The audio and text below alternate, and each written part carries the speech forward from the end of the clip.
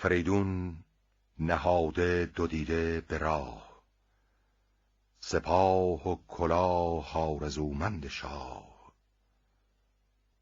چو هنگام برگشتن شاه بود، پدر زان سخن خود کی آگاه بود. همی شاه را تخت پیروزه ساخت، همی تاج را گوهر اندر نشاخت. پذیره شدن را بیاراستند، می و رود و رامشگران خواستند. تبیره ببردند و پیل از درش، ببستند آذین به هر کشورش. به زین اندرون بود شاه و سپاه، یکی گرد تیره برآمد ز راه. هیونی برون آمد از تیره گرد، نشسته برو سوگواری به درد. خروشی برآورد دل سوگوار، یکی زر تابوتش اندر کنار. به تابوت زر اندرون پرنیان، نهاده سر ایرج اندر میان. ابا ناله و آه و با روی زرد، به پیش فریدون شد آن شوخ مرد. ز تابوت زر تخته برداشتند، که گفتار او خوار پنداشتند. ز تابوت چون پرنیان برکشید، سر ایرج آمد بریده پدید. بیفتاد ز اسپ آفریدون به خاک، سپه سر به سر جامه کردند چاک. سیه شد رخ و دیدگان شد سپید، که دیدن دگرگونه بودش امید. چو خسرو بران گونه آمد ز راه، چنین بازگشت از پذیره سپاه. دریده درفش و نگونسار کوس، رخ نامداران به رنگ آبنوس. تبیره سیه کرده و روی پیل، پراکنده بر تازی اسپانش نیل. پیاده سپهبد پیاده سپاه، پر از خاک سر برگرفتند راه. خروشیدن پهلوانان به درد، کنان گوشت تن را بران راد مرد. بر این گونه گردد به ما بر سپهر، بخواهد ربودن چو بنمود چهر. مبر خود به مهر زمان گمان، نه نیکو بود راستی در کمان. چو دشمنش گیری نمایت مهر، وگر دوست خوانی نبینیش چهر.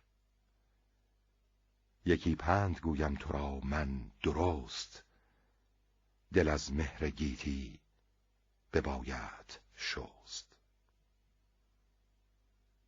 سپه داغ دل شاه با های و هوی، سوی باغ ایرج نهادند روی. به روزی کجا جشن شاهان بودی، وزان پیشتر بزمگاهان بودی. فریدون سر شاه پور جوان، بیامد به بربر گرفته نوان. بران تخت شاهنشهی بنگرید، سر شاه را نزدر تاج دید. همان حوض شاهان و سرو سهی، درخت گلفشان و بید و بهی. تهی دید از آزادگان جشنگاه، به کیوان برآورده گرد سیاه. همی سوخت باغ و همی خست روی، همی ریخت اشک و همی کند موی. میان را به زنار خونین ببست، فکند آتش اندر سرای نشست. گلستانش برکند و سروان بسوخت، به یک بارگی چشم شادی بدوخت.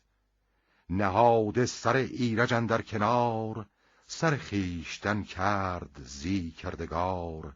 همی گفت که ای داور دادگر، بدین بی گنه کشته اندر نگر. به خنجر سرش کنده در پیش من، تنش خورده شیران آن انجمن. دل هر دو بیداد از آن سان بسوز، که هرگز نبینند جز تیر روز. به داغی جگرشان کنی آژده، که بخشایش آرد بر ایشان دده. همی خواهم از روشن کردگار، که چندان زمان یابم از روزگار. که از تخم ایرج یکی نامور، بیاید بر این کین ببندد کمر. چو دیدم چنین زان سپس شایدم، اگر خاک بالا بپیمایدم.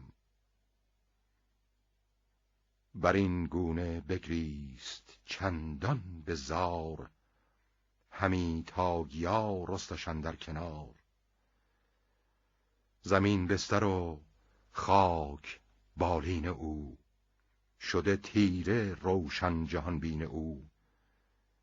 در بار بسته گشاده زبان، همی گفت که ای داور راستان.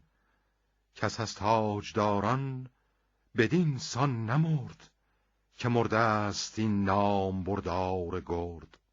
سرش را بریده به زار اهرمن، تنش را شده کام شیران کفن. خروشی به زاری و چشمی پرآب، ز هر دام و دد برده آرام و خواب. سراسر همه کشورش مرد و زن، به هر جای کرده یکی انجمن. همه دیده پر آب و دل پر ز خون، نشسته به تیمار و گرم اندرون. همه جامه کرده کبود و سیاه، نشسته به اندوه در سوگ شاه. چه مایه چنین روز بگذاشتند، همه زندگی مرگ پنداشتند.